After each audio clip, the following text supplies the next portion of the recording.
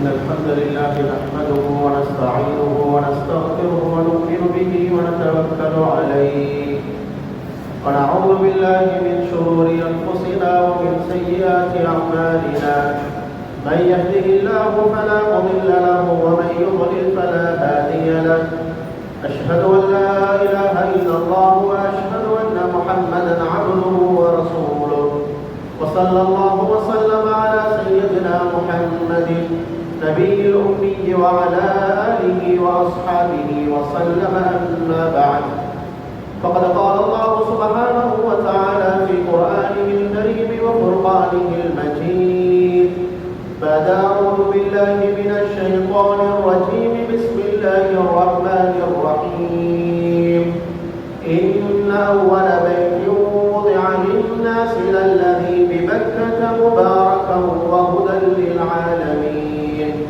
وقال تعالى أيضا لن ينال الله لحومها ولا دماؤها ولكن يناله التقوى منكم كذلك سخرها لكم لتكبروا الله على ما هداكم فلعلكم تشكرون صدق الله العظيم வல்லவன் அல்லாஹ் அவனுக்கே புகழ் அனைத்தும் அல்ஹம்துலில்லாஹ். சத்தியத்தின் தூதர் சன்மார்க்கத்தின் போதகர் சாதிமார்க்க வேண்டி வந்த ஸல்லல்லாஹு அலைஹி வஸல்லம் அவர்கள் மீதும் அன்னாருடைய தோழர்கள் அன்னாருடைய குடும்பத்தினர்கள் அன்னார் காட்டி தந்த சீரான சிறப்பான வாழ்க்கையை பின்பற்றக்கூடிய சிறந்த மக்கள் அனைவர்கள் மீதும் சலாத்தும் சலாமும் உண்டாவதாக. அல்லாஹ்வால் கடமையாக்கப்பட்ட ஜும்மாவுடைய கடமையை நிறைவேற்றுவதற்காக வேண்டி இறையில்லமா மஸ்ஜிதுக்கு குறித்த நேரத்திலே சமூகம் தந்து இஅ்திகாஃபுடைய நியத்தும் இருக்கும் இஸ்லாமிய சகோதரர்களே, ரப்புல் இஸ்ஸத் அல்லாஹ் சுப்ஹானஹு வ தஆலா எந்தெந்த விடயங்களை எல்லாம் நம்முடைய வாழ்க்கையில் எடுத்தெடுக்க வேண்டும் என்று குர்ஆன் ஹதீஸின் மூலமாக சொல்லி தந்திருக்கிறார். அந்த புத்திமதிகளை நம்முடைய வாழ்க்கையில் எடுத்தெடுக்க வேண்டும் என்றும் எந்த விடயங்களை செய்யக்கூடாது அல்லாஹ் சுப்ஹானஹு வ தஆலா தடுத்திருக்கிறானோ ஹராமாக்கி இருக்கிறான். அவ்வாறான வெறுக்கத்தக்க அசிங்கமான அருவருக்கத்தக்க பாவமான காரியங்களை விட்டு தவிர்த்து ஒதுங்கி நடந்து கொள்ளுமாறு முதலில் அடியேனுக்கும் அப்பா உங்களுக்கும் வசியத் என்னும் நல்லுபதேசம் கூறுகிறேன். கனிமான் இஸ்லாமிய சகோதரர்களே, நம்மை படைத்தவன் ரப்புல் இஸ்ஸத் அல்லாஹ் தனித்தவன், இணை துணையற்றவன், சர்வ அதிகாரங்களையும் தன்னகத்தே கொண்டவன். ரப்புல் இஸ்ஸத் அல்லாஹ் அவன் எதை நாடுகின்றானோ அது மாத்திரமே தான் இந்த உலகத்தில் நடக்கும். அல்லாஹ்வுடைய நாட்டம் இல்லாமல் அணு அசையாது, மரத்திலே இருந்து இலை கீழே விழாது. வமா தஸ்குது மின் வரகத்தின் இல்லா யஅலமுஹா.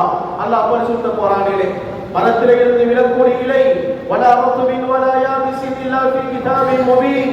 விழக்கூடிய இலை காய்ந்த இலையாக இருந்தால் என்ன, அது பச்சை இலையாக இருந்தால் என்ன, அல்லாஹ்வுடைய நாட்டத்தின் பிரகாரம் தான் இலையே விழுகின்றது என்றால் உலகத்தில் நடக்கக்கூடிய அனைத்து விடயங்களும் ரப்புல் இஸ்ஸத் அல்லாஹ்வுடைய ஏற்பாட்டின் பிரகாரம், அல்லாஹ்வுடைய நாட்டத்தின் பிரகாரம் தான் அனைத்துமே நடந்து கொண்டிருக்கிறது. பரிசுத்தமான ரப்புல் ஆலமீன் அல்லாஹ் சுப்ஹானஹு வ தஆலா இந்த உலகத்திலே கண்ணியமானவர்களாக சிறந்தவர்களாக அல்லாஹ் நம்மை படைத்திருக்கிறான். மனிதர்களாக அல்லாஹ் நம்மை படைத்திருக்கிறான். மனிதர்களாக படைக்கப்பட்ட ஒவ்வொரு மனிதனும் இந்த உலகத்திலே அல்லாஹ்வுடைய கட்டளைகளை தன்னுடைய வாழ்க்கையிலே எடுத்து நடந்து அவன் ஈருலகத்திலும் வெற்றி பெற்றவனாக மாற வேண்டும் என்பதுதான் படைத்த நாயகன் ரப்புல் இஸ்ஸத் அல்லாஹ்வுடைய நோக்கமாக இருந்து கொண்டிருக்கிறது. கண்ணியமானவர்களே, அவனை நெருங்குவதற்காக வேண்டி, அவன் நமக்காக வேண்டி தயார் செய்து வைத்திருக்கக்கூடிய சொர்க்கத்தை அடைந்து கொள்வதற்காக வேண்டி அல்லாஹ் பல சந்தர்ப்பங்கள் நமக்கு தந்து கொண்டே இருக்கிறான். அல்லாஹ் ரமலானை தந்தான். ரமலான் முடிந்தவுடன் ஷவ்வாலுடைய தலைப்பினை கண்டவுடனே ஹஜ்ஜுடைய மாதம் ஆரம்பமாகின்றது. ஷவ்வாலுடைய, துல்கஅதாவுடைய, துல்ஹஜ்ஜுடைய இந்த 3 மாதங்களும் ஹஜ்ஜுடைய மாதங்களாகும். இன்றைய காலத்திலே விமான வசதிகள் இருப்பதன் காரணமாக ஒரு சில மணித்தியாலங்களிலே நாங்கள் இங்கிருந்து மக்கா நகரை அடைகின்றோம். ஆனால் இந்த வசதிகள் கிடைப்பதற்கு முன்னால் உள்ள காலங்களிலே பல மாதங்கள் ஹஜ்ஜுக்காக வேண்டி கப்பல் பிரயாணம் செய்திருக்கிறார்கள். கண்ணியத்துக்குரிய சஹாபாக்கள் நடையாக, விசேஷமாக ரசூலுல்லாஹ்வுடைய பேர குழந்தைகள் நடையாக பல ஹஜ்ஜுகளை செய்ததாக நாங்கள் ஹதீஸ் கிரந்தங்களிலே பார்க்கின்றோம். எனவே கண்ணியத்துக்குரியவர்களே, அல்லாஹ் சுப்ஹானஹு வ தஆலா அவன் நம்மிடத்தில் எதிர்பார்ப்பதை அவனுடன் நெருக்கத்தை நாம் ஏற்படுத்திக் கொள்ள வேண்டும். அல்லாஹ்வுடைய கட்டளைகளை நம்முடைய வாழ்க்கையிலே நாங்கள் அச்சொட்டாக எடுத்து நடக்க வேண்டும் என்பதை தான் ரப்புல் இஸ்ஸத் அல்லாஹ் நம்மிடத்தில் எதிர்பார்க்கின்றான். எனவே கண்ணியமானவர்களே, துல்ஹஜ்ஜுடைய மாதத்தை எதிர்நோக்கிக் கொண்டிருக்கிறோம். கொண்டிருக்கிறோம். துல்காதாவுடைய மாதத்திலே நாங்கள் இருந்து கொண்டிருக்கிறோம். ஹஜ்ஜுக்காக வேண்டி பல லட்சம் ஹஜ்ஜாஜிகள் ஹஜ்ஜுக்காக வேண்டி தயாராகி சென்ற நிலைமையிலும் செல்வதற்கு தயாராகி கொண்டிருக்கக்கூடிய நிலைமையிலும் இருந்து கொண்டிருக்கிறார்கள். எனவே கண்ணியமானவர்களே, யாருக்கெல்லாம் அல்லாஹ் வசதி வாய்ப்பை தந்திருக்கின்றானோ அவர்கள் அவசரமாக ஹஜ்ஜுடைய கடமையை நிறைவேற்ற வேண்டும். அதற்காக வேண்டிய தயாரிப்புகளை செய்ய வேண்டும். இந்த வருடத்துடைய ஹஜ்ஜை இப்பொழுது நினைத்தால் கூட பெரும்பாலும் செய்யக்கூடிய சந்தர்ப்பம் கிடைக்க மாட்டாது. இதே போன்று கண்ணியமானவர்களே, என்னுடைய வாழ்க்கையிலே பல வருடங்களை சில போது நான் பிற்படுத்தி இருப்பேன். எனக்கு எப்பொழுது அல்லாஹ் ஹஜ்ஜை கடமையாக்கினானோ அந்த வருடத்திலே நான் செய்திருக்க வேண்டும். 2 வருடங்களுக்கு முன்னால் அல்லாஹ் எனக்கு வசதி வாய்ப்பை தந்து நான் ஒரு கடை எடுக்கிறதுக்காக வேண்டி, வீட்டை கட்டுறதுக்காக வேண்டி, மகளுடைய கல்யாணத்துக்காக வேண்டி நான் ஹஜ்ஜை பிற்போட்டிருந்தா நான் மிகப்பெரிய பாவியாக மாறிவிடுவேன். அந்த ஹஜ்ஜை நிறைவேற்றுவதற்கு முன்னால அல்லாஹ் எனக்கு மௌத்தை தந்துட்டா, என்னுடைய சொத்துக்கள் பிரிக்கப்பட்டதுக்கு முன்னால ஹஜ்ஜை செய்வதற்கான பணம் அங்கே ஒதுக்கப்பட வேண்டும் என்றெல்லாம் மார்க்கத்துடைய ஃபிக்ஹுடைய சட்டங்கள் நமக்கு தெளிவாக பல விடயங்களை கூறிக்கொண்டிருக்கிறது. ஹஜ் என்கிறது ஒரு சுன்னத்தான இபாதத் அல்ல, அது 5 பெரும் கடமைகளிலே 5வது கடமையாக அல்லாஹ் ஆக்கியிருப்பதன் காரணம் அதனுடைய மகத்துவத்தை ஒவ்வொருவரும் விளக்க வேண்டும் என்பதற்காக வேண்டி.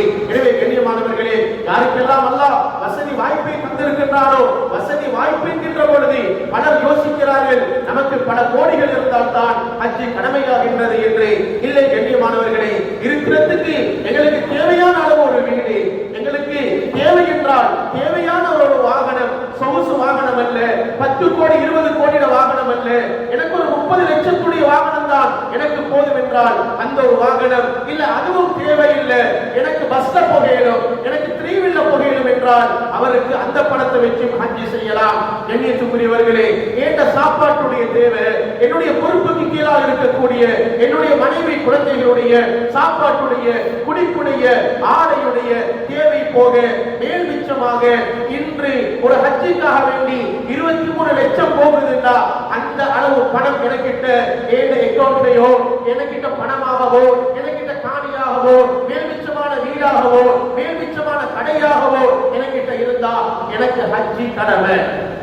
யார் ஹஜ்ஜி கடமையாக இருந்து அந்த ஹஜ்ஜுடைய கடமையை நிறைவேற்றவில்லையோ, மாத்த யஹூதியன் அவன் நஸ்ரானியன், அவன் ஒரு யூதனாக, அவன் ஒரு நஸ்ரானியாக வர்ணிக்கட்டும் என்ற பயங்கரமான எச்சரிக்கைகள் ஹதீஸ் கிரந்தங்களிலே நாங்கள் பார்க்கின்றோம். எனவே கண்ணியத்துக்குரியவர்களே, யாருக்கெல்லாம் ஹஜ்ஜி கடமையாக இருந்து இன்னும் நாங்கள் பிற்போட்டுக் கொண்டிருக்கின்றோமோ அல்லாஹ்விடத்திலே தௌபா செய்வோம். யா அல்லாஹ், ஹஜ்ஜுடைய மகத்துவங்களை, ஹஜ்ஜுடைய விடயங்களை நான் விளக்காம இவ்வளவு காலம் பிற்போட்டுட்டேன். இதே நிலைமையில என்ன மௌத்தாக்கிடாதே ரப்பே, ஹஜ் செய்யக்கூடிய பாக்கியத்தை என் வாழ்க்கையில அவசரமாக எனக்கு தா யா அல்லாஹ், ஹஜ் செய்யாம என்னுடைய உயிரை வாங்கிடாதே என்று அல்லாஹ்விடத்திலே தௌபா செய்வோம், அல்லாஹ்விடத்திலே பிரார்த்தனை செய்வோம். இந்த வருடம் எங்களுக்கு செய்ய முடியாமல் போனால் வரக்கூடிய வருடம் உறுதியாக எல்லா துன்யா சம்பந்தப்பட்ட செலவுகளையும் விட்டுட்டு ஹஜ்ஜுடைய கடமைக்காக வேண்டிய ஏற்பாடுகளை செய்யறதுக்குரிய முயற்சிகளை நாங்கள் செய்வோம். கண்ணியத்துக்குரியவர்களே, ரப்புல் இஸ்ஸத் அல்லாஹ் அதே போன்று இந்த ஹஜ்ஜுடைய காலங்கள்ல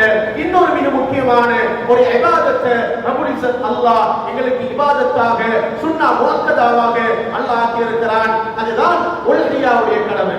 ஹஜ்ஜுக்கு போகக்கூடியவர்கள் உல்ஹியா கொடுக்கலாம், ஊரில் இருக்கக்கூடியவர்களும் உல்ஹியா கொடுக்கலாம். ஆனால் பெரும்பாலான ஹஜ்ஜுக்கு போகக்கூடிய ஹாஜிகள் கொடுக்கிறது அது உல்ஹியாவல்ல, அது தபு கொடுக்கிறார்கள். அவர்கள் இன்னொரு ஆட்டை கொடுத்தா அது உல்ஹியாவாக மாறும். கண்ணியமானவர்களே, ஊரில் இருக்கக்கூடிய நாங்க அல்லாஹ் சுப்ஹானஹு வ தஆலா இந்த ஹஜ்ஜுடைய காலங்கள்ல, ஹஜ் பெருநாளுடைய அந்த தினத்துல, அதை தொடர்ந்து வரக்கூடிய அய்யாமுத் தஷ்ரீக்குடைய அந்த 3 நாட்கள்ல அல்லாஹ் மிகப்பெரிய ஒரு இபாதத்தாக, மிகப்பெரிய அல்லாஹ்வுடைய இரக்கத்தையும் அன்பையும் பெறத்துக்கு காரணமான ஒரு வணக்கமாக அல்லாஹ் உல்ஹியாவுடைய கடமையாக்கி இருக்கிறார்.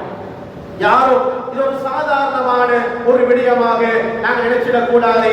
எங்கட புத்திய போட்டு என்னத்துக்கு நாங்க மாடு கொடுக்கணும், என்னத்துக்கு நாங்க ஆடு கொடுக்கணும், எனக்கு இந்த சிரமம் எல்லாம் நாட்டில் அதெல்லாம் பெரிய பிரச்சனையே, அதற்காக வேண்டிய அனுமதி எடுக்கணும், அதற்காக வேண்டிய பண சிரமங்கள் நாங்க படணும் என்ற அடிப்படையில அந்த பணத்தை நாங்க வேறொரு அமைப்பில் செலவழிச்சா நல்லாக இருக்குமே, அந்த பணத்தை நாங்க வேறு வேறு விடயங்களுக்காக வேண்டி செலவழிக்கலாமே என்றெல்லாம் பலர் இன்றைக்கு யோசிக்கிறத நான் இன்றைக்கு கண்கூடாக பார்த்துக் கொண்டிருக்கிறோம். இல்ல கண்ணியமானவர்களே, ரப்புல் இஸ்ஸத் அல்லாஹ் அவன் ஒரு விஷயத்தை சொன்னா அதுதான் அதைத்தான் நாங்க செய்யணும். வேறொன்றும் நாங்க எங்கட சொந்த அபிப்பிராயப்படி எந்த ஒரு தீர்ப்பையும் நாங்க ஒரு நாளுக்கு எடுக்கக்கூடாது.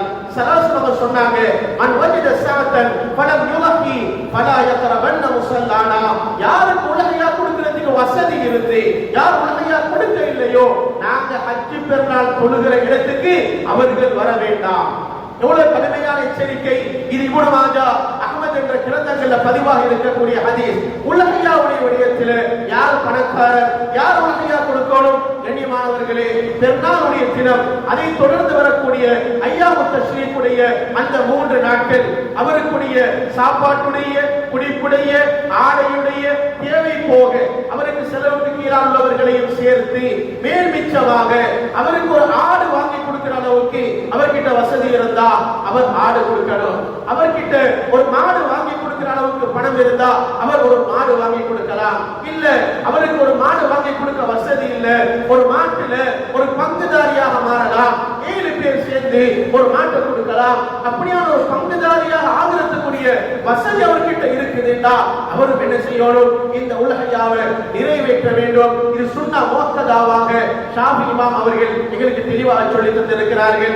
இன்னும் சில மதுஹபுகளை நாங்கள் பார்க்கின்ற பொழுது அபூ ஹனீஃபா ரஹ்மத்துல்லாஹ் அவர்களுடைய மதுஹபாகிய ஹனபி மதுஹபிலே பெரும்பாலும் இந்தியா பாகிஸ்தான் போன்ற நாடுகளிலே இந்த மதுஹப் தான் அதிகமாக பின்பற்றப்படுகின்றது. அந்த இடங்கள்ல அவர்களுக்கு உலகையா கொடுக்கிறது வாஜிப். ஒவ்வொரு வீட்டுக்கு முன்னாலேயும் ஆடுகளையும் மாடுகளையும் கட்டி வைத்து அலங்கரித்து வைத்திருப்பார்கள் உலகையாவுடைய கடமையை நிறைவேற்றுவதற்காக வேண்டி. அதனால கண்ணியமானவர்களே, இன்னைக்கு வாலிபர்கள் யோசிக்கிறாங்க எங்களுக்கு இது கடமை இல்லைன்னு. சில வாலிபர்களை பார்க்கிறோம் மாசத்துக்கு லட்சங்களை சம்பாதிக்கிறாங்க. பாவிக்கிற போனை பார்த்தா 3 லட்சம் 4 லட்சத்துடைய போன். ஆனா உலகையா கொடுக்கிறாரு இல்ல, பாப்பா கொடுக்கிறாரு. பாப்பா கொடுக்கிறாரு. பாப்பா கொடுத்தது நீங்க சின்ன பிள்ளையா இருக்கிற நேரம், நீங்க சம்பாதிக்காத நேரம் உங்களுக்கும் சேர்த்து அதனுடைய நன்மை அல்லாஹ் தருவான். நீங்க இப்ப சம்பாதிக்கிறீங்க, மற்ற எல்லா விடயங்களும் நடக்குது, காணி வாங்கப்படுது, வீடு கட்டப்பட்டு கொண்டு இருக்குது, வாகனங்களுக்குரிய முயற்சிகளை செஞ்சு கொண்டிருக்கிறீங்க, பொறுமதியான ஆடைகளை அணியிறீங்க, பொறுமதியான போன்களை பாவிக்கிறீங்க. கண்ணியமானவர்களே, ஏன் உலகையாவுடைய சாதாரண ஒரு பங்குதாரியாக கூட நான் ஆகக்கூடாது? ஏன் காரணம் தெரியுமா? இதனுடைய மகத்துவம் எங்களுக்கு இன்னும் விளங்க இல்லை, இதனுடைய சிறப்பு என்ற உள்ளத்துல இன்னும் வர இல்லை. கண்ணியமானவர்களே, சொன்னார்கள் ஸல்லல்லாஹு அலைஹி வஸல்லம் அவர்கள், மா அமில ஆதமியும் மின் அமலி யௌம நஹரி அஹப்ப இலல்லாஹி மின் இஹ்ராகி தமி இன்னஹா லதஅதி யௌம القيامه بقرونها واشعارها واضلافها وان الدم لا يقع من الله بمكان قبل ان يقع على الارض فطيبوا بها نفسا.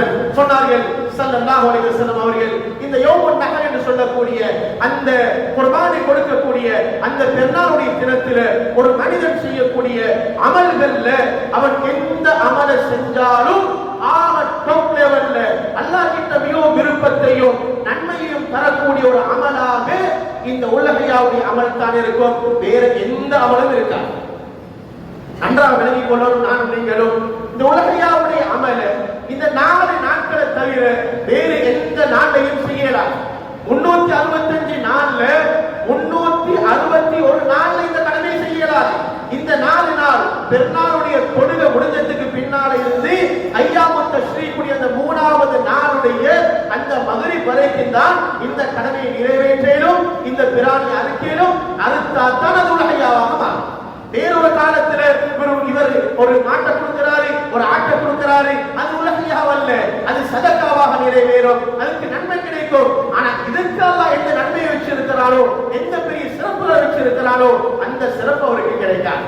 கண்ணியமானவர்களே, அந்த நாள்ல செய்யக்கூடிய அமல்கள்ல இந்த இஹ்ராக்கு தம் என்று சொல்லக்கூடிய இந்த ஒரு குர்பானுடைய அமல் தான் அல்லாஹ்வுக்கு மிகவும் விருப்பமான அமலாக இருக்கும். நாங்க குர்பான் கொடுத்த இந்த மாடு இந்த ஆடு சொன்னாங்க ஸல்லல்லாஹு அலைஹி வஸல்லம், லதஅதி யௌமல் கியாமா, இங்க அறுக்குறோம் நாங்க, இங்க அறுக்கிறது எதற்காக வேண்டி? அங்க எடுக்கிறதுக்காக வேண்டி. அந்த கியாமத்துடைய நாள்ல வரும். எப்படி வரும் தெரியுமா?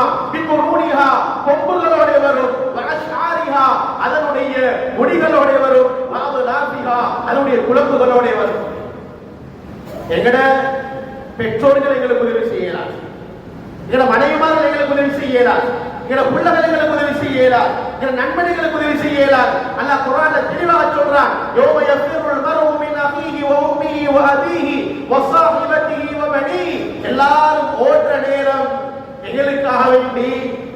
கொடுத்த இந்த மாடும் ஆடும் வந்து எங்களுக்கு சப்போர்ட் பண்ணமுண்டா, எங்களை கொடுத்தீங்களே, உங்களை நரகத்துக்கு போகாம நாங்க பாதுகாக்கிறோம் என்று சொல்லி இந்த பிராணிகள் வந்து நிக்கிறா, எப்படி எப்படி எல்லாம் நாங்க கொடுக்கணும், எவ்வளவு பெரிய பெரிய மாடுகள் நாங்க கொடுக்கணும், எவ்வளவு பெரிய வசதி வாய்ப்புகளை வச்சுக்கொண்டு கண்ணியமானவர்களே இன்னைக்கு சில மக்களை பார்க்கிறோம். அல்லாஹ் பெரிய சொத்து செல்வங்களை கொடுத்திருக்கிறார். ஆனா அவர் சேர்றது ஒரு 30,000 ஒரு பங்கா சேர்றார். அவருக்கு 30 லட்சத்துக்கு ஒரு மாடு வாங்கி கொடுக்கலும், அவர் 30,000 ஒரு பங்குல சேர்றார். இல்ல கண்ணியமானவர்களே, எங்களுக்கு அல்லாஹ் எந்த அளவு வசதியை தந்திருக்கிறானோ தனிய ஒரு மாடு கொடுக்கலுமா, நல்ல பெரிய மாட்டை பார்த்து நல்ல புடியுள்ள மாட்டை பார்த்து தனியே கொடுக்கணும். இன்னைக்கு சாதாரண மக்களுக்கு கூட இதோடைய ஆசை இருக்குது. ஒருவர் ஒரு சந்தர்ப்பத்தை என்ன சந்திச்சு சொன்னாரு, ஹஸ்ரத் நான் ஒவ்வொரு நாளும் 200 ரூபாய் போட்டு வரேன் சொல்லி கொட்டியில, எதற்காக வேண்டி நான் உலகையாவுல ஒரு பங்குதாரியாக மாறணும் என்றதுக்காகவே. ஒரு நாளைக்கு அவர் சொல்ற நேரம் அவருடைய சம்பாத்தியம் எவ்வளவு தெரியுமா, ஒரு கடையில வேலை செய்யறாரு, அதுவும் நைட் வேலை செய்யறாரு. அவருக்கு சம்பளம் ஒரு நாளைக்கு 1800 ரூபாய். 1800 ரூபாவை இன்னைக்கு ஒரு கிலோ இறைச்சி வாங்கலாது. இப்படியான சம்பாத்தியம் எடுக்கிற இவருக்கு உள்ளத்துல வருது, நான் சல்லி முட்டியில 200 ரூபாய் போட்டு நான் ஒரு பங்குதாரியாக மாறணும் என்று ஒரு பங்குதாரியாக மாறினாரு. முதலாவது வருடம், அடுத்த வருஷம் சொல்றாரு நான் வார வருஷம் தனியொரு மாடு கொடுக்கணும். என்ன ஆசைன்னு பாருங்க கண்ணியமானவர்களே.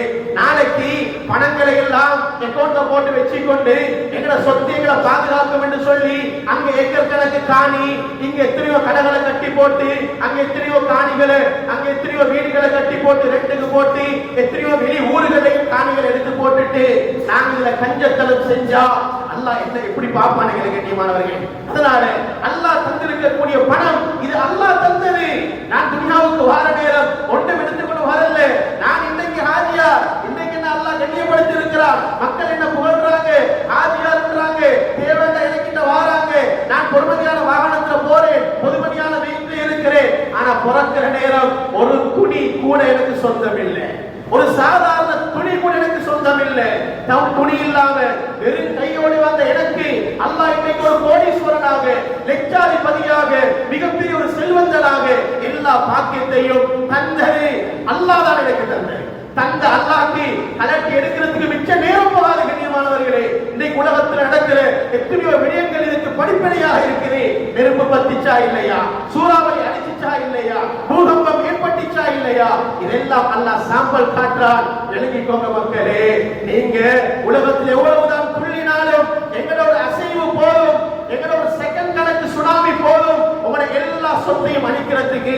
நீங்க வருஷ காலம் கட்டின பெரிய மாடா மாளிகை, நீங்க போன பெரிய பொறுமதியான வாகனம், இதெல்லாம் ஒரு இரும்பும் இது கல்லும் இது மணலும் தான், இதெல்லாம் கீழே பெய்திரும். நீங்க இதை சம்பாதிக்கிறீங்களோ, நீங்க இதை செலவழிக்கிறீங்களோ, அது நிச்சயமாக நாளைக்கு உங்களோட மீசான் தராசில அது நிறுத்தப்பட போகுது என்றதுதான் அல்லாஹ் பல சம்பவங்களையும் பல நிகழ்வுகளையும் அல்லாஹ் ஏற்படுத்தி எங்களுக்கு விளக்கப்படுத்துறாங்க கண்ணியமானவர்களே. அதனால இந்த மாடுகளும் ஆடுகளும் நாளைக்கு எங்களுக்காக வேண்டிய கியாமத் நாள்ல வரப்போகுது. இந்த இரத்த சுழி, இந்த இரத்த சொட்டு அந்த கீழே விழுகிறதுக்கு முன்னாலே பீமகானி கபல ஐயகாலல் அர்த், பூமியில விழுகிறதுக்கு முன்னாலே அல்லாஹ்வுக்கு அதுக்குரிய நன்மை எழுதப்பட்டு முடிஞ்சு கண்ணியமானவர்களே. ஃபதீமு பிஹா நஃப்ஸன், உல விருப்பத்தோடு கொடுங்க. கஷ்டமே சிரமமே கொடுக்காட்டி என்ன சார் நினைப்பாங்களே, வருஷம் கொடுத்துட்டு வாரேனே, நான் ஊர்ல பெரிய ஆளு, ஊர்ல பெரிய செல்வந்தனே, கொடுக்காட்டி என்ன சரி சொல்லுவாங்களே நினைப்பாங்களே. மக்களுக்காக வேண்டி வாழும் ரப்பு அல்லாஹ்வுக்காக வேண்டி செய்வோம் கண்ணியமானவர்களே. அல்லாஹ்வுக்குரிய கூலிய அல்லாஹ் மறுமையில பூர்த்தியாக தருவான். உலகத்திலேயும் அதனுடைய நல்ல சாயல்கள் அல்லாஹ் காட்டுவான்.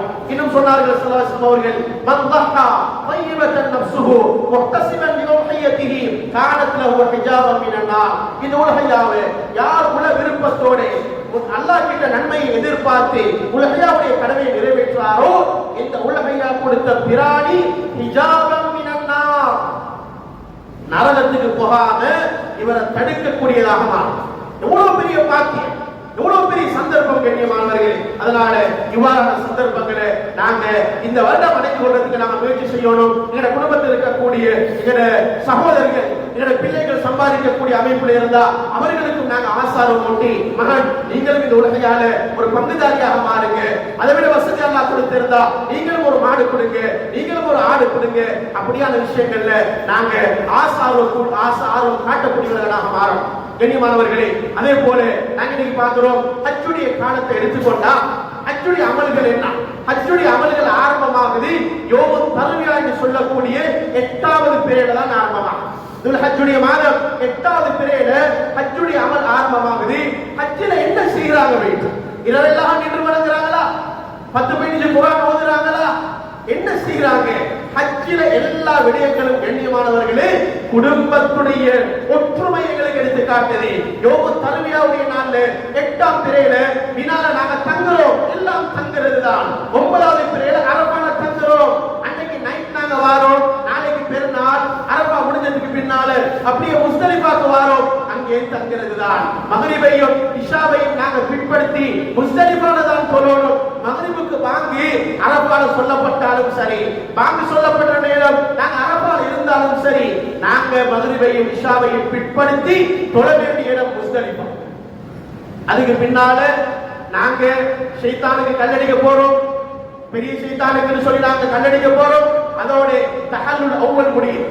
கண்ணியமானவர்களே, நான் இதற்கு சொல்லக்கூடிய விடயம் என்னடா, மார்க்கங்களுக்கு சொல்லித்தார விடயம் என்னடா, அரபா என்கூடிய அந்த மைதானம், அந்த அரபாவுடைய மைதானம் இருக்கிறது கண்ணியமானவர்களே, இது மிகப்பெரிய ஒரு பாடத்தை எழுதி விளக்கப்படுத்துது. அல் ஹஜ் வல் அரபா, ஹஜ்ஜாவே அரபா தான். அரபா மைதானத்துல, அரபா வெட்டவெளியில யாரு தங்க இல்லையோ அவனுக்கு ஹஜ் இல்லை. இதனாலதான் நோயாளிகளாக இருந்தாலும் அந்த இடத்துல தங்குறதுக்கு ஒரு ஏற்பாடுகளை அந்த சவுதியுடைய அரசாங்கம் ஒரு ஏற்பாடுகளை செய்யும். கண்ணியமானவர்களே, அரபா என்கிற இடம் இருக்குது. ஆதம் அலைஹிஸ்ஸலாமும் ஹவ்வா அலைஹிஸ்ஸலாமும் சந்தித்த இடம், அறிமுகமான இடம். அரபாண்ட அறிமுகமாக ரெண்டு பேரும் சொர்க்கத்தில் இருந்தாங்க. அல்லாஹ் சொன்னான் வலா தக்ரபா ஹாதிஹி ஷஜரா, இந்த மரத்துக்கிட்ட நீங்க நெருங்க வேண்டாம். ஒரே ஒரு மரம், மற்ற வேண்டியத்தை நீங்க அனுபவிங்க. ஒரே ஒரு மரம், இந்த மரம் கிட்ட மட்டும் நீங்க நெருங்க வேண்டாம். ஷைத்தானுடைய தூண்டுதல், ரெண்டு பேரும் மரத்துடைய கனியை சாப்பிட்டாங்க. அல்லாஹ்வுடைய கட்டளைக்கு மாறு செஞ்சா சொர்க்கத்துல இருக்க இயலாது. ரெண்டு பேரையும் அல்லாஹ் தூக்கி வீசினான். ஆதம் அலைஹிஸ்ஸலாம் எங்கட நாட்டுல விழுந்தாங்க. ஹவ்வா அலைஹிஸ்ஸலாம் மக்கால இருக்கக்கூடிய ஜித்தால விழுந்தாங்க.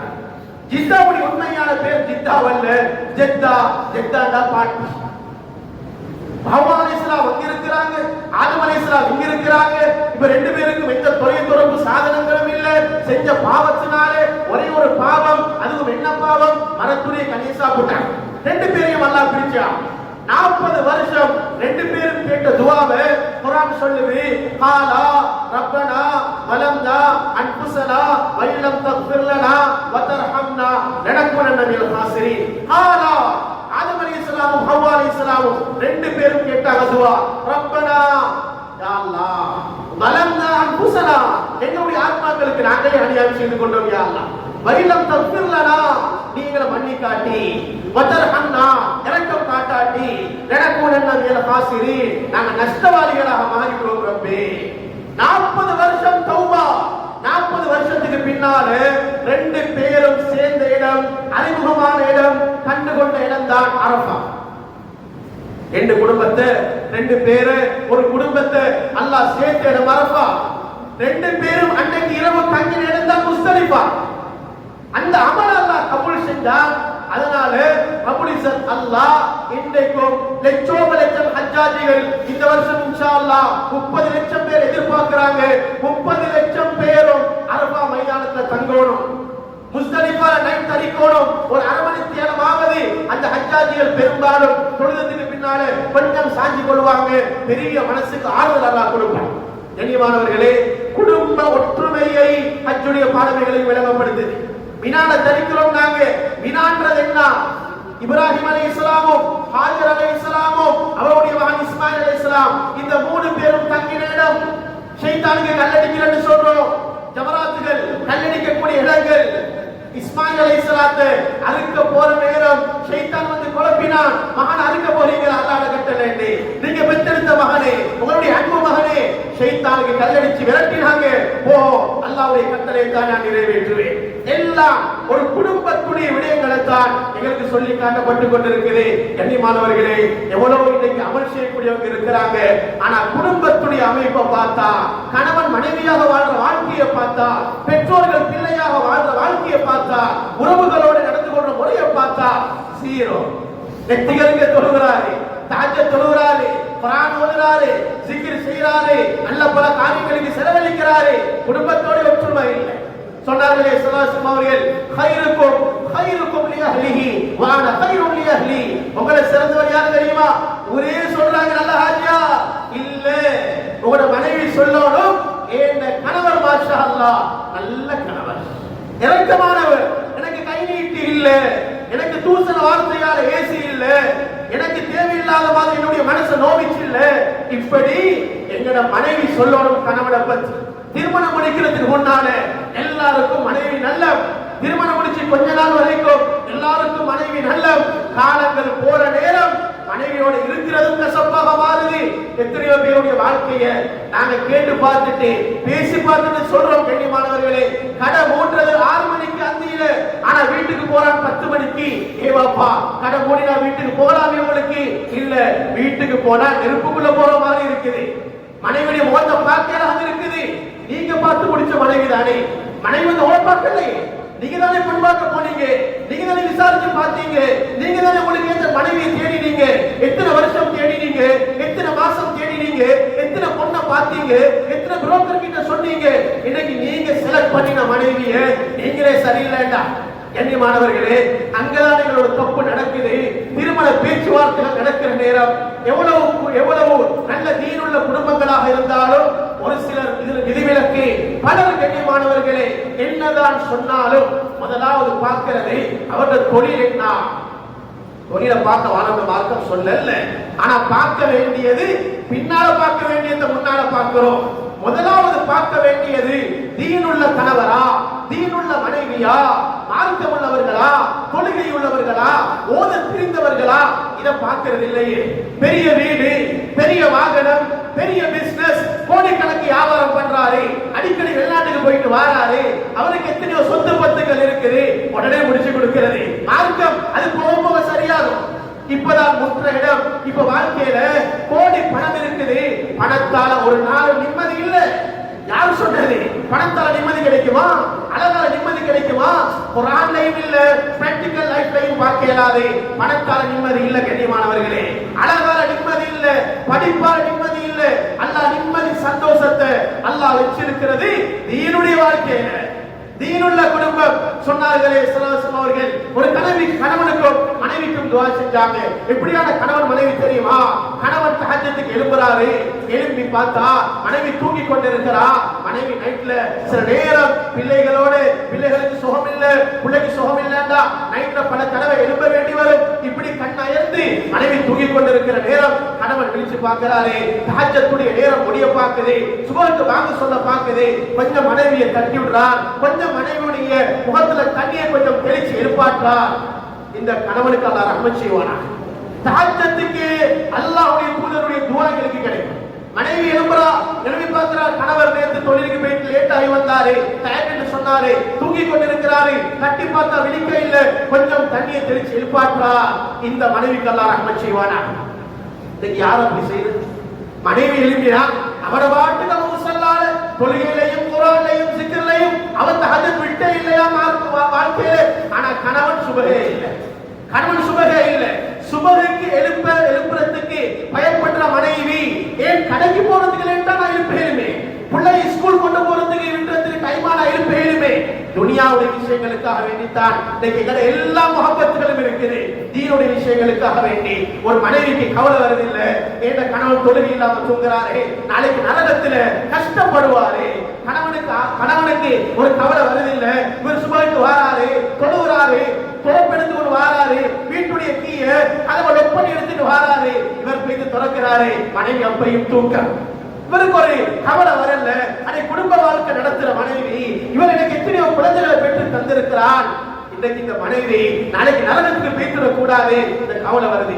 கண்ணியமானவர்களே, இதனாலதான் அல்லாஹ் பரிசுத்த குர்ஆன்ல சொல்றான், அன்புசக்கும் வஅஹ்லிக்கும் நாரா, உங்களையும் உங்களோட குடும்பத்தையும் நீங்க நரக நெருப்பை விட்டு பாதுகாத்துக்கோங்க.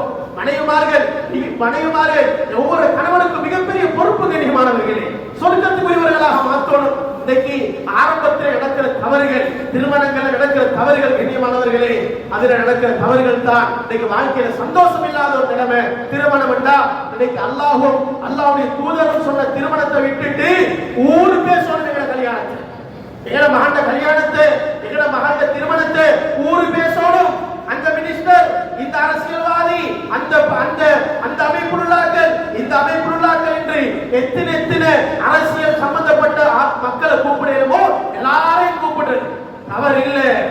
ஆடம்பரமான திருமணங்கள், இஸ்ராபான திருமணங்கள், அந்நிய கலாச்சாரத்துக்கு ஒப்பான திருமணங்கள், யூத நசாராக்களை பின்பற்றிய திருமணங்கள் ஒரு நாளும் சந்தோஷத்தை கொண்டு வராத வாழ்க்கையில. எனக்கு பணம் கோடி இருக்குது என்று சொல்லி எனக்கு நினைச்ச மாதிரி செலவழிக்கலாம். மார்க்கம் சொல்ற புத்திமதி என்னன்னா, நீங்க கடல்ல உழவு செஞ்சாலும் நீங்க முகத்தை 3 முறை தான் கழுவணும். நீங்க ஆத்துல உழவு செஞ்சாலும் முகத்தை 3 முறை தான் கழுவணும். உழவுடைய உறுப்பை கழுவுறது 3 முறைண்டா 3 முறை தான். அது கடல்லையோ, வீட்டிலேயோ, ஆத்திலையோ, குளத்திலேயோ, டப்பையோ வேறுபடாது. நீங்க 4வது முறை கழுவினா கடல் தண்ணி தானே, அது குறையாது. நீங்க கோடீஸ்வரனாக இருக்கேனும் அல்லாஹ் ஒவ்வொரு ரூபாய்க்கும் நாளைக்கு அல்லாஹ் கேள்விகளுக்கு கேட்பான். எத்தனையோ ஏழைகள் சாப்பிட வசதி இல்லாம, படிப்புக்குரிய வசதி இல்லாம, ஓதுறதுக்குரிய வசதி இல்லாம, வீட்டுடைய வசதி இல்லாம கஷ்டத்தோட சிரமத்தோட வாழ்ற நேரம் நீங்க சுகபோக வாழ்க்கையில வாழ்ந்தீங்களா, நாளைக்கு அல்லாஹ் நிச்சயமாக கேள்விகளுக்கு கேட்பான் கண்ணியமானவர்கள். அதனால அல்லாஹ் சுப்ஹானஹு வ தஆலா எங்களுக்கு எதிர்பார்க்கிறது எங்களுடைய குடும்ப வாழ்க்கைகள் சந்தோஷமாக இருக்கணும். சில கணவன்மார்களை பார்க்கிறோம், புகாரில வரக்கூடிய ஹதீஸ் கண்ணியமானவர்களே, 11 பெண்கள் சேர்ந்து தன்னுடைய கணவன்மார்களை பற்றி பேசின ஒரு அழகான ஒரு சம்பவம் புகாரில் வருது. அது ஒரு சில கணவன்மார்களை பற்றி சொன்ன விடயங்களை மாத்திரம் நான் ஞாபகப்படுத்துகிறேன் கண்ணியமானவர்களே. ஒரு மனைவி சொல்றா, ஏண்ட கணவர் எப்படி தெரியுமா, சௌஜி அல் அஷன்னக், என்னுடைய கணவர் அடக்குமுறை உள்ளவர். இன் அன்தில் முதல்லக் வைன் அஸ்குத்து அல்லக், ஏண்ட மாப்பிள்ளையோடு ஏண்ட கணவனோடு எனக்கு பேசலாம், பேசினா தலா. இன்னைக்கு பார்க்கிறோமா இல்லையா, பாப்பர் வீட்டுக்கு கொண்டு போய் விட்டுட்டு வந்துடுவேன், உம்மன் வீட்டுக்கு கொண்டு போய் விட்டுட்டு வந்துடுவேன், உடுப்பெல்லாம் ரெடியாக்கி போ, பாப்பாக்கு கோல் பண்ணி, நானுக்கு கோல் பண்ணி, உன தங்கச்சோட கேளா, உன மகளோட கேளா, வாழையலா கூட்டிட்டு போங்க. சிலர்ட வாயிலே இது பெரிய பாவம் கண்ணியமானவர்களே.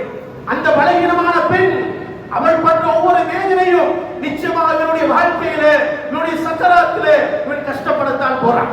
பெண் என்கிற நேரம் அவர் பலகீனமானவள். அவருடைய எல்லா விடயங்களையும் நாங்க விலகித்தான் திருமணத்துக்கு கால் எடுத்து வச்சிருக்கோம். ஹதீஸ் தெளிவாக பேசுது, ஒரு பெண் வளைந்த விழா எலும்பால் படைக்கப்பட்டவர், அவளை நீங்க ஒரே அடியாக நேராக்க இயலாது. ஒரே அடியாக நேராக்க போனா கசர்தஹா, நீ உடைச்சிடுவ, உன வாழ்க்கை உடைஞ்சு வைத்திடும். அப்படியே விட்டுட்டாலும் அது இன்னும் வளைஞ்சு வைத்திடும். அதனால குடும்ப வாழ்க்கையில பிரச்சனைகள், சிக்கல்கள் அது அவ்வப்போது ஏற்படும். அது பெரிய பிரச்சனையாக மாற்றிடக் கூடாது. ஒரு ஆளுக்கிட்ட போய் கேட்டாங்க, அவர் சொன்னாரு, 20 வருஷம் என் மனைவியோட வாழ்றேன், ஆனா என் வாழ்க்கையில பிரச்சனை வந்தில்லை. என்ன ரகசியம்னு கேட்டாங்க. ரசூலுல்லாஹ்வுடைய ஒரு சுன்னத்தை நான் ஹயாத்தாக்கேன். என்ன, இன் கரிஹ மின்ஹா குலுகன் ரலிய மின்ஹா ஆகர். உங்களோட மனைவி கிட்ட உங்களுக்கு வெறுப்பான ஒரு விஷயத்தை நீங்க கண்டா, உங்களுக்கு விருப்பமான விஷயம் இருக்குமே, அதை வச்சு சமாளிச்சு வாழுங்க. இதுதான் வாழ்க்கை. எந்த பெண்ணை நீங்க திருமணம் முடிச்சாலும் பெண் என்ற நேரம், பெண்கள் என்ற நேரம், அவர்கள்கிட்ட இருக்கக்கூடிய தன்மை அது எல்லா பெண்கள் கிட்டையும் அதே தன்மை தான் இருக்கு. அதனால ஒரு பெண்ணை விட்டுட்டு இன்னொரு பெண்ணை முடிக்கிறது அது புத்திசாலித்தனம் அல்ல. இந்த பெண்ணோடு சமாளிச்சு வாழ்றதுதான் மிகப்பெரிய வாழ்க்கை. ஆண்கள் படாத 3 கஷ்டங்களை பெண்கள் பண்றாங்க. அதனாலதான் மார்க்கம் தகப்பனை விட தாய்க்கு 75% தாய்க்கும் 25% தகப்பனுக்கும் இடம் கொடுத்திருக்கு. முதலாவது, கருவிலே குழந்தையை சுமக்கிறது அந்த தாய். கருவிலே குழந்தையை சுமக்கும் பொழுது அவள் படக்கூடிய பாடு, விருப்பமான சாப்பாட்டை சாப்பிட இயலாது, விருப்பமான பயணங்கள் போயிடாது, விருப்பமான பாதையால புகையலாது, விருப்பமான வாகனத்துல புகையலாது, விருப்பமான பக்கம் திரும்பி தூங்கலாது, அடுக்கிக் கொண்டே போகலாம். கண்ணியமானவர்களே, அந்த பெண் அந்த 9 மாதம் 10 மாதம் பட்ட வேதனை ஒரு ஆணால இது செய்ய இயலாது. இது ஒரு மனைவி, ஒரு தாய் மாத்திரம் இந்த கஷ்டத்தை படுறான். 2வது, பிரசவம் சொல்லக்கூடிய மரணத்தின் விளிம்புக்கே போயிட்டு வாரா குழந்தையை பெற்றெடுக்கக்கூடிய நேரத்தில் அதை ஒரு ஆணால் செய்யறார். மூணாவது, இந்த குழந்தைக்கு ஃபீட் பண்ணக்கூடிய காலம் ஒரு 2 வருஷம் பால் கொடுப்பா, தன்னுடைய இரத்தத்தையே பாலாக ஊற்றா அந்த குழந்தைக்காக வேண்டி. இந்த 3 விடயங்களையும் ஒரு தாய் மாத்திரம் தான் செய்கிறாள், ஒரு மனைவி மாத்திரம் தான் செய்கிறாள். அவளுக்கு மார்க்கத்தில் 75 நூற்றில் 4 பங்கு மார்க்கம் இடமாக கொடுத்திருக்கு. லேசில கண்ணியமானவர்களே, அதே போல மனைவிமார்களோடு அன்பா இறப்பா நடந்து கொள்ற மாதிரி எங்கட பெற்றோர்களோடு உம்மா வாப்பாவோட அன்பா நடந்து கொள்ளணும். ரசூலுல்லாஹ் கிட்ட ஒரு சஹாபி வந்தார், வந்து கேட்டார், யா ரசூலல்லாஹ் ஹக்குல் வாலிதை, என் உம்மா வாப்போட கடமை என்ன யா ரசூலல்லாஹ்? ரசூல் ஸல்லல்லாஹு அலைஹி வஸல்லம் அவங்க பெரிய பட்டியல் போட இல்ல, சுருக்கமான 2 வார்த்தை, உமா ஜன்னத்துக வனாரும். உன்ட உம்மா வாப்பா ஒன்றோ உன்னுடைய சொர்க்கம் அல்லது உன்னுடைய நரகம். உம்மா பாப்பாவை திருப்திப்படுத்தி சந்தோஷப்படுத்தி சொர்க்கத்தை அடைஞ்சுக்கோங்க, அல்லது அவர்களை மனவேதனைப்படுத்தி நரகத்தை அடைஞ்சுக்கோங்க. இமாம் ஷாஃபி ரஹ்மத்துல்லாஹ் மிகப்பெரிய இமாம், தன்னுடைய தாயுடைய காலை அப்படியே ஊண்டி கொண்டிருப்பாங்க, பிடிச்சு கொண்டிருப்பாங்க, மசாஜ் பண்ணி கொண்டிருப்பாங்க. உம்மா கேப்பா, மகனே நீ உலகம் போற்றும் பெரிய இமாம், ஏண்ட காலை போய் பிடிச்சு கொண்டிருக்கிற? சொல்லுவாங்க இமாம் ஷாஃபி ரஹ்மத்துல்லாஹ், தாயே ஏண்ட சொர்க்கத்தை அல்லாஹ் வச்சிருக்கிறது உங்களோட காலுக்கு கீழாக. அல் ஜன்னத்து தஹ்த அக்தாமில் உம்மஹாத், உம்மா தாய்மார்களுடைய பாதத்துக்கு கீழாலதான் அல்லாஹ் சொர்க்கத்தை வச்சிருக்கிறாங்க. கண்ணியமானவர்களே, எங்கட தாய்மார்கள் தந்தைமார்கள் இன்னைக்கு ஃபுட்பால் அடிக்கிற மாதிரி ஒவ்வொரு இடங்களுக்கு இன்னைக்கு உதவப்படுறாங்க. டாக்டர் சொல்ற எனக்கு பாக்கல, நானே சொல்றேன் எனக்கு பாக்கல, என்ன புள்ளவர் படிச்சு கொண்டு இருக்கிறாங்க, அவவால் எனக்கு டிஸ்டர்ப், அவங்க மருந்து எடுத்து கொடுக்கணும், எனக்கு இது மருந்து பேசி கேளாது. கண்ணியமானவர்களே, உம்மா அப்படி பார்க்கலையே, எனக்கு நோயிட்டா உம்மா நான் தூங்கலையே, எனக்கு நோயிட்டா வாப்பா தூக்கிட்டு போனாரு, பிறநாளைக்கு வாப்பாக்கு உடுப்பிருந்து உடுப்பில்லாட்டியும் அவர் உடுப்பு இருக்கிற மாதிரி காட்டிக்கொண்டு எனக்கு புதிய உடுப்பு வாங்கி தந்தாரு. கண்ணியமானவர்களே, உம்மா வாப்பாக்கு அநியாயம் செய்யறவனுக்குரிய தண்டனை மறுமையில பூர்த்தியாக இருக்குது. உலகத்தில் அல்லாஹ் அதனுடைய சாயல்களை ஏற்படுத்துவான். அதிலே ஸ்பெஷலா விசேஷமாக சக்கராத்துல உண்டான், மௌத்தாக மாட்டான், ஹயாத்தாக மாட்டான். அல்லாஹ் இழுத்து இழுத்து அவனுடைய ரூஹ வாங்க வைப்பான். லேசில்ல நன்றி கெட்டவனையும் மிகப்பெரிய நன்றி கெட்டவன் உம்மா அப்பாக்கு நன்றி கெட்டவனாக வாழ்ந்தது. கண்ணியமானவர்களே, இமாம் சுதேஷாக இருக்கலாம், மக்காவுடைய மதீனாவுடைய மிகப்பெரிய இமாம் இமாம் சுதேஷ் உம்மாவுடைய துஆவுடைய பரக்கத்தாலதான் இந்த அளவு பெரிய அந்தஸ்து அடைஞ்சு கொண்டாங்க. இமாம் புகாரி ரஹ்மத்துல்லாஹ் அஸ்ஸஹுல் குதுபி பாத கிதாபில்லாஹ், குர்ஆனுக்கு பின்னாலே மிகவும் சரியான ஒரு கிரந்தம் இருக்குமாக இருந்தால் அது புகாரி கிரந்தம். இமாம் புகாரி ரஹ்மத்துல்லாஹ்வுடைய 2 கண் பார்வையும் இல்ல, 2 கண்ணும் விளங்கல்ல, உம்மாவுடைய துஆவுடைய பரக்கத்தால அல்லாஹ் கண் பார்வை கொடுத்தார். கண்ணியமானவர்களே, தாய்மாருடைய துஆ ஒவ்வொரு பிள்ளைகளுடைய வாழ்க்கையிலையும் பெரிய மாற்றங்கள் ஏற்படுத்தும். அதனால எத்தனையோ வழிமாறுகள் செய்யக்கூடிய துஆக்களை விட ஒரு தாயுடைய தந்தையுடைய துஆ மிகவும் மிகவும் பொறுமதியானது. அது வீட்டுக்குள்ள நோயாளியாக இருந்தாலும் சரி, ஒரு மூலையில நஜீஸோடு அவர்கள் உண்டு கொண்டிருந்தாலும் சரி, அவர்களை கவனிக்க வேண்டிய பராமரிக்க வேண்டிய மிகப்பெரிய ஒரு பொறுப்பு ஒவ்வொரு மகனுக்கும் ஒவ்வொரு மகளுக்கும் இருக்குது. கண்ணியமானவர்களே, உம்மா வாப்பாங்கிறது எங்களுக்கு கிடைச்ச மிகப்பெரிய ஒரு சொத்து. 2 பேரும் ஹயாத்தோடு இருக்கிறார்களா, அல்லாஹ் சொர்க்கத்துடைய 2 வாசல் அல்லாஹ் 2 வழி அல்லாஹ் எங்களுக்கு திறந்து தந்திருக்கிறார். 2 பேரையும் கண்ணியப்படுத்துவோம். பெற்றோருக்காக வேண்டிய உலகத்தில் நாங்கள் எதையும் இழக்க தயாராக வேண்டும். ஆனால் பெற்றோரை எதற்காக வேண்டி நாங்கள் இழந்திடக்கூடாது. பெற்றோரை எதற்காக வேண்டி நாங்கள் இழந்திடக்கூடாது. என் உம்மா பாப்பாவை நான் தான் பார்த்து கொண்டிருக்கிறேன், ஆனா இப்ப எனக்கு வெளிநாட்டுக்கு நல்ல சம்பளத்துக்கு ஜப்பான்லயோ வேறு இடங்களையோ மெடகஸ்கர்லயோ நல்ல சான்ஸ் கிடைச்சிருக்குது. நான் போனா உம்மா பார்க்க யாரும் இல்லை, எனக்கு அந்த பணம் தேவை இல்லை. எனக்கு தேவை என் உம்மோட துவா, என் வாப்போட துவா. அப்படித்தான் நான் உலகத்தில் வாழணும். கண்ணியமானவர்களே, அவர்கள் மரணித்து மன்னரையே வாழக்கூடியவர்களாக இருந்தால் கபிரிஸ்தான் செல்ல வேண்டும். 2 பெருநாளைக்கு போறதல்ல கபருக்கு, அது மார்க்கம் சொன்ன வழிமுறையும் அல்ல. கபிரிஸ்தான் அடிக்கடி செல்ல வேண்டும், சென்று அவர்களுக்காக வேண்டி துஆ பிரார்த்தனையில் ஈடுபட வேண்டும். அவர்களுக்காக வேண்டி நாங்கள் செய்யக்கூடிய தான தர்மங்கள் அது அவர்களுடைய கபருக்கு போய் சேரும். வலதுன் சாலிஹன் யதுஉ லஹு, துஆ செய்யக்கூடிய சாலிஹான புள்ள, அந்த பிள்ளையுடைய துஆ அந்த பெற்றோருடைய வாழ்க்கையில கபருடைய வேதனை அல்லாஹ் இல்லாமலாக்கி ரஹ்மத்தையும் பரக்கத்தையும் அல்லாஹ் உண்டாக்குவான். ஒவ்வொரு பெற்றோரும் நினைக்கணும், நான் மௌத்தானா நாளைக்கு என்ற ஜனாசாவை தொழுவிக்கக்கூடிய தரத்திலே, குளிப்பாட்டக்கூடிய தரத்திலே, கபன் செய்யக்கூடிய தரத்திலே, எனக்கு துஆ செய்யக்கூடிய தரத்திலே உள்ளங்களை உருவாக்கணும். கண்ணியமானவர்களே, இன்னைக்கு பல பெற்றோர்கள் சொல்றதை நாங்க கேட்டிருப்போம். என்ற பிள்ளைக்கு கல்யாணத்தை முடிச்சு வச்சுட்டு நாங்க கண்ணை மூடினாலும் பரவாயில்லை, என்ற மகனுக்கு ஒரு தொழில நல்ல ஒரு தொழிலை ஏற்பாடு செஞ்சு கொடுத்துட்டு நான் மொத்தனாலும் பரவாயில்லை. இதெல்லாம் ஒரு புத்திசாலியுடைய வார்த்தை அல்ல. நாங்க எங்களை பிள்ளைகளை உருவாக்கணும். துனியாவுக்கு மாத்திரமல்ல, நல்ல ஒரு பக்குவமான பிள்ளைகளாக, 5 நேரம் தொழக்கூடிய பிள்ளைகளாக, குர்ஆன் ஓதக்கூடிய பிள்ளைகளாக, ஒழுக்கமுள்ள பிள்ளைகளாக, பெரும் பாவங்களில் ஈடுபடாத பிள்ளைகளாக, பெரியவர்களையும் மூத்தவர்களையும் உலமாக்களையும் மதிக்கக்கூடிய பிள்ளைகளாக, நல்ல உலகத்துக்கும் ஊருக்கும் பல நலவுகளை பிரயோஜனங்களை செய்யக்கூடிய பிள்ளைகளாகத்தான் எங்கள் பிள்ளைகளை வளர்க்கணும். கண்ணியமானவர்களே, எனவே ரப்புல் இஸ்ஸத் அல்லாஹ் சுப்ஹானஹு வ தஆலா நல்ல ஒரு சந்தர்ப்பத்தை எங்களுக்கு தந்திருக்கிறார். உலகாவுடைய கடமையை நாங்கள் நிறைவேற்றுவோம். ஹஜ்ஜுக்கு யாரெல்லாம் அல்லாஹ் வசதி வாய்ப்பு தந்திருக்கிறாரோ ஹஜ்ஜுடைய கடமையை நாங்கள் நிறைவேற்ற வேண்டும். அதே போன்று ஹஜ்ஜுடைய சப்ஜெக்ட்ல எங்களுக்கு அல்லாஹ் படித்து தர பாடங்கள்ல மிக முக்கியமான பாடங்கள் தான் குடும்ப ஒற்றுமைங்கிறது. மனைவிமார்களோடு அன்பா இரக்கமா நடந்து கொள்வோம். எங்களோட வாப்பா உமாவோடு பெற்றோர்களோடு கண்ணியமான முறையில் அவருடைய கடமைகளை பேர் நாங்கள் நடந்து கொள்வோம். எங்களோட குழந்தைகளையும் நல்லவர்களாக சாலிஹானவர்களாக வளர்த்திருக்கக்கூடிய பாக்கியத்தை ரப்புல் இஸ்ஸத் அல்லாஹ் நம் அனைவருக்கும் தந்தருவாராக.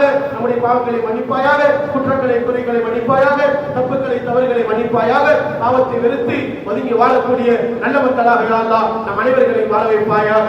யா அல்லாஹ் யார் யாருக்கெல்லாம் ஹஜ் செய்யறதுக்குரிய கடமைகள் ஏற்பாடுகள் இருந்தும் யா அல்லாஹ் இன்னும் ஹஜ் செய்ய இல்லை யா அல்லாஹ் அவசரமாக ஹஜ்ஜுடைய பாக்கியத்தை அவர்களுக்கு கொடுத்து யா அல்லாஹ் யார் யாருக்கெல்லாம் உள்ளத்தில் ஆசைகள் இருந்து அவர்கள் துஆ கேட்டவர்களா இருக்கிறார்கள் யா அல்லாஹ் அவர்களுக்கும் ஹஜ்ஜுடைய பாக்கியத்தை கொடுத்து யா அல்லாஹ் எங்கள் ஊரில் இருந்தோம், என் நாட்டில் இருந்தோம், ஒரு உலகத்தில் இருந்தோம் யார் யாரெல்லாம் ஹஜ்ஜுக்கு சென்றிருக்கிறார்களோ செல்ல தயாராகி கொண்டிருக்கிறார்கள் யா அல்லாஹ் அவருடைய ஹஜ்ஜுடைய பிரயாணங்களை லேசிப்படுத்தி ஹஜ்ஜும் மப்ரூராக ஏற்றுக்கொள்ளப்பட்ட ஹஜ்ஜாக்கி கொடுத்து யா அல்லாஹ் உலகையாவுடைய அமல ஊரில் இருந்து நாங்கள் அழகான முறையில் கூட்டாக ஒழுங்காக செய்யக்கூடிய சந்தர்ப்பத்தை எங்களுக்கு உண்டாக்கி தந்திரியா அல்லாஹ். நீ விரும்பக்கூடிய செயல்பாடுகள்ல அதிகமான ஈடுபாடுகளை எங்களுக்கு தந்திரியா அல்லாஹ். குடும்பத்தை ஒற்றுமையை தந்திரியா அல்லாஹ். புரிந்துணர்வை தந்திரியா அல்லாஹ். சாலிஹான நல்ல குடும்பங்களாக எங்கள் குடும்பங்களாக்கி தந்திரியா அல்லாஹ்.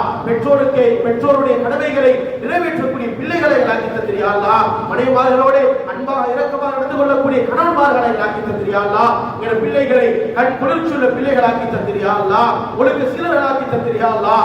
மார்க்க பக்துள்ளவர்களாக்கி தந்திரியா அல்லாஹ். எங்கள் பிள்ளைகள் மூலமாக பெரும் பாவங்கள் நடக்காமல் பாதுகாத்திரியா அல்லாஹ். முழு உலகத்தில் வாழக்கூடிய முஸ்லிமான ஆண்கள் பெண்கள் அனைவர்களும் சந்தோஷமாக கண்ணியமாக வாழக்கூடிய நிலைமைகள் உண்டாக்கிறியா அல்லாஹ். விசேஷமாக எந்தெந்த நாடுகளில் முஸ்லிம்கள் நெசுக்கப்படுகிறார்களோ கொலை செய்யப்படுகிறார்களோ யா அல்லாஹ் அந்த இடங்களுக்கு உன்னுடைய அவசரமான உதவிகளை இறக்கிறியா அல்லாஹ். விசேஷமாக பலஸ்தீன்ல கஸால வாழக்கூடிய முஸ்லிம்களை பாதுகாத்திரியா அல்லாஹ். யமன்ல சிரியால வாழக்கூடிய முஸ்லிம்களை பாதுகாத்திரியா அல்லாஹ். மஸ்ஜித் அக்ஸாவுடைய வெற்றியை அவசரமாக முஸ்லிம்களுக்கு தந்திரியா அல்லாஹ். யார் யாரெல்லாம் சதி திட்டங்களை தீட்டுகிறார்களோ யா அல்லாஹ் அனைத்து சதி திட்டங்களையும் தவிடு பொடியாக்கிறியா அல்லாஹ். வாஹ் தஅவானா அல்ஹம்துலில்லாஹி ரப்பில் ஆலமீன். இன்னல் ஹம்தலில்லாஹ் நஹ்மதுஹு வ நஸ்தஈனுஹு வ நஸ்தக்ஃபிருஹு.